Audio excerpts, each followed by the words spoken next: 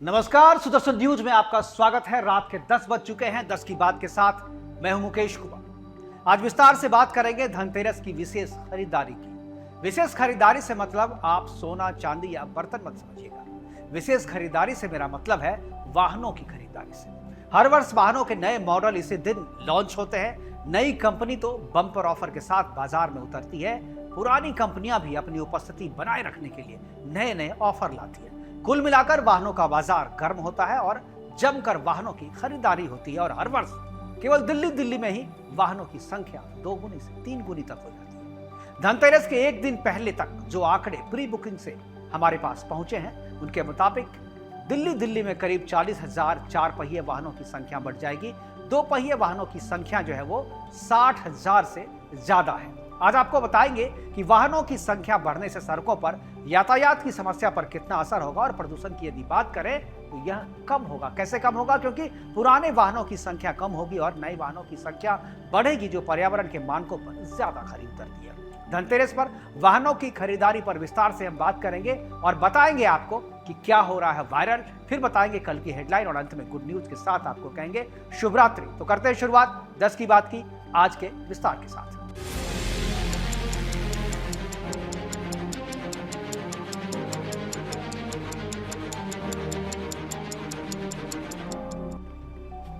धनतेरस एक ऐसा पर्व है जिस पर लगभग हर भारतीय खरीदारी करता है और ऐसे ही बहुत सारे या यूं कहें कि हजारों लोग होते हैं जो धनतेरस के शुभ अवसर पर वाहनों की खरीदारी में दिलचस्पी रखते हैं और वाहनों की खरीद के लिए खास तौर पर इस दिन का इंतजार करते हैं। अगर आंकड़ों पर गौर करें तो केवल एक धनतेरस के ही दिन भारत के अंदर सैकड़ों करोड़ की खरीदारी हो जाती है। हम बात करेंगे धनतेरस पर हर साल कितने भारतीय अपने घरों में वाहन लेकर आते हैं और इसे अलग अलग कैटेगराइज भी करके आपको बताएंगे कि 2 पहिया वाहनों की कितनी बिक्री होती है, 4 पहिया वाहनों यानी कि कार की कितनी खरीदारी की जाती है। और सबसे पहले ग्राफिक्स के जरिए आपको बताते हैं कि धनतेरस में वाहनों की बिक्री कितनी होती है। तो ग्राफिक्स के जरिए आपको हम बताते हैं कि वाहनों की बिक्री क्या है। ईयर वाइज में आपको बताएंगे। 2019 का डेटा सबसे पहले आपको बताते हैं। लगभग 1 लाख से अधिक वाहन जो है 2019 में बेचे गए थे, जिनमें से 70,000 से अधिक 2 पहिए और 30,000 से 40,000 तक कारें शामिल थी।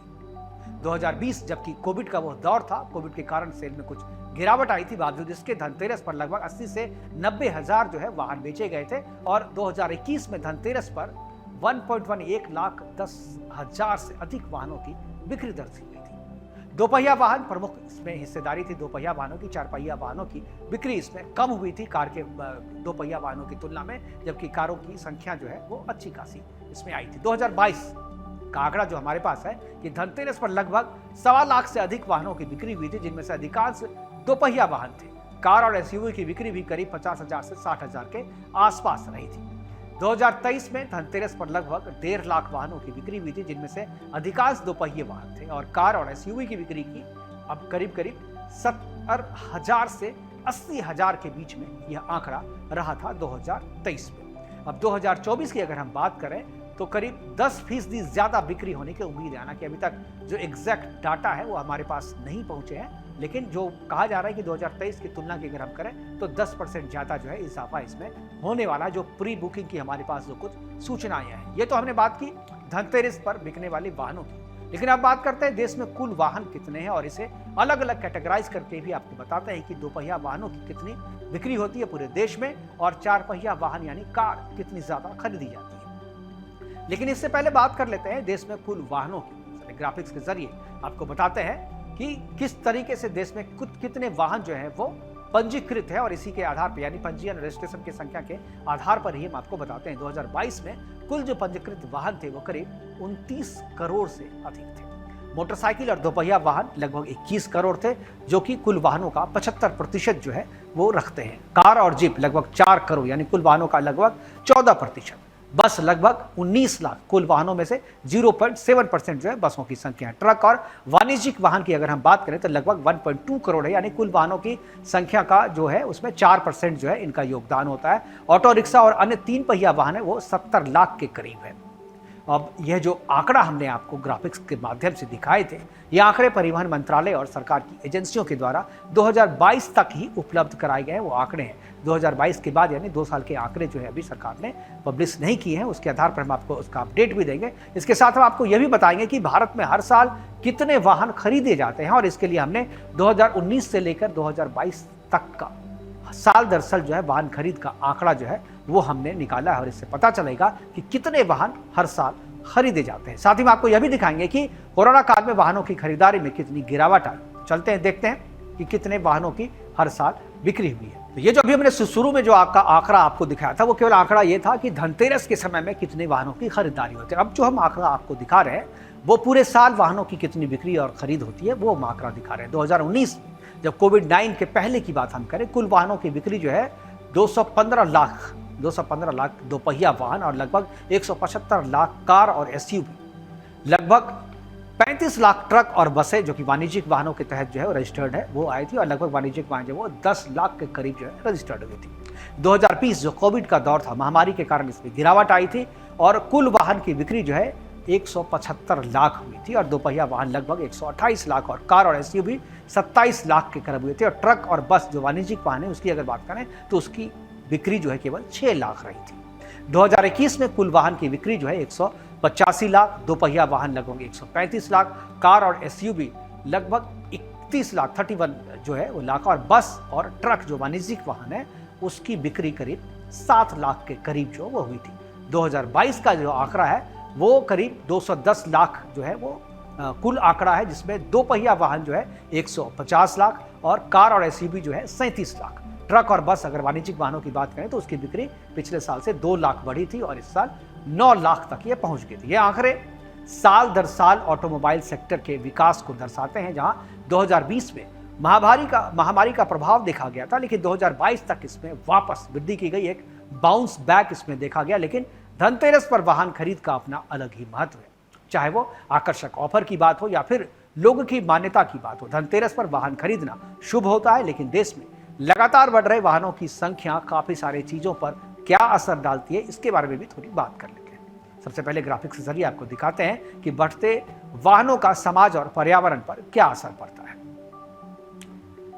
वाहन की वृद्धि से फायदे और नुकसान क्या होते हैं, ये भी आपको बता दें कि धनतेरस पर बड़ी संख्या में वाहन खरीदे जाते हैं, जिससे सड़कों पर नए वाहनों की संख्या बढ़ जाती है, जिससे प्रदूषण का स्तर बढ़ता है। हालांकि इसमें बैलेंस भी देखा जाता है, क्योंकि पुराने वाहन जो है वो बाहर चले जाते हैं और उसकी जगह पे नए वाहन आते हैं, तो जो पर्यावरण में जो पॉल्यूशन की जो समस्या है वो कुछ ज़्यादा, हालांकि इसके एग्जैक्ट डेटा हमारे पास नहीं है, लेकिन कुछ विशेषज्ञों का मानना है कि पर्यावरण पे इसका पॉजिटिव असर होता है, कुछ प्रदूषण जो है वो कम भी होता है। दूसरा, जो वायु प्रदूषण में वृद्धि नए वाहनों से CO2 NOx यानी पार्टिकुलेट मैटर बढ़ता है, जिसके कारण वायु की गुणवत्ता पर प्रतिकूल प्रभाव पड़ता है। विशेष रूप से महानगरों में यह समस्या अधिक होती है, क्योंकि यहाँ पर गाड़ियों की बिक्री जो है ज्यादा होती है, ज्यादा चलती भी है। ईंधन की खपत, अधिक वाहनों के कारण पेट्रोल और डीजल की खपत भी बढ़ती है, जिससे ग्रीन हाउस गैस का उत्सर्जन भी बढ़ता है और यह ग्लोबल वार्मिंग और प्रदूषण को बढ़ाता है।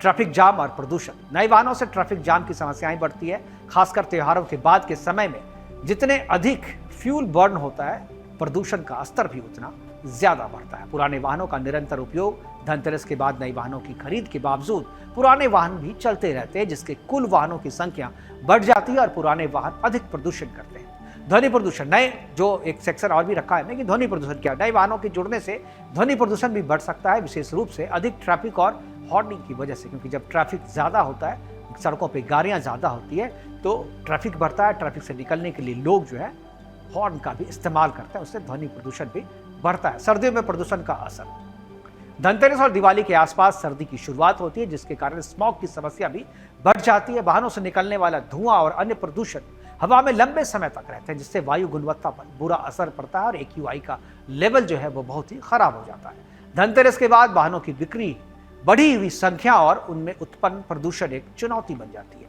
विशेषकर उन शहरी क्षेत्रों में जहां पहले से ही वायु प्रदूषण की समस्या गंभीर है।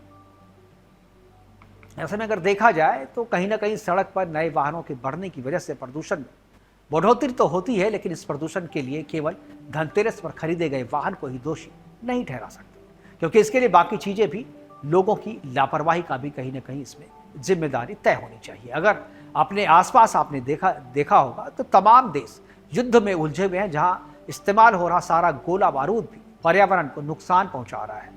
क्योंकि जो लोग आस्था के और परिवार की खुशी के लिए वाहन खरीदते हैं, वो इतना ज़रूरत से ज़्यादा वाहन का इस्तेमाल भी नहीं करते। वो केवल ज़रूरत के हिसाब से ही अपने वाहनों का उपयोग करते हैं। लेकिन एक अपील हम आप सबसे करना चाहेंगे कि पर्यावरण में प्रदूषण बढ़ रहा है, ग्रीन हाउस इफेक्ट जो है वो ज़्यादा हो रहा है, और उसका प्रभाव जो है हम पर, आप पर आज नहीं तो कल सब पे पड़ना है। और अगर इसके पास भी कोई वाहन है तो ज़रूरत के हिसाब से ही उसे चलाएं। साथ ही रेड लाइट और ट्रैफिक में जहां ज़रूरत हो वहां अपने वाहन, जहां ज़रूरत ना हो वहां अपने वाहन के इंजन को बंद रखें। इससे ईंधन की खपत भी कमी आएगी और पर्यावरण के लिए भी यह अच्छा होगा और इसका असर भी ज़्यादा होगा। तो ये थी धनतेरस के साथ साथ वाहनों की संख्या पूरे देश में कितनी है और धनतेरस के अवसर पर लोग जो वाहन खरीदते हैं उसके बारे में हमने आपको विस्तार से बताया। और आपको बताते हैं कि क्या हो रहा है ट्रेंडिंग। चीन में टेस्ला कार को बैलगाड़ी बनाने का वीडियो काफी वायरल हो रहा है और दरअसल टेस्ला की कार पूरी दुनिया में चर्चा में है। यह कार अपनी सुविधाओं को लेकर पूरी दुनिया में पसंद की जाती है और इसकी खूब डिमांड भी है। लेकिन अब चीन में एक खास शख्स जो है वो टेस्ला के इससे इस कदर परेशान हो गया कि उसने टेस्ला की कार को बैलगाड़ी बना दिया।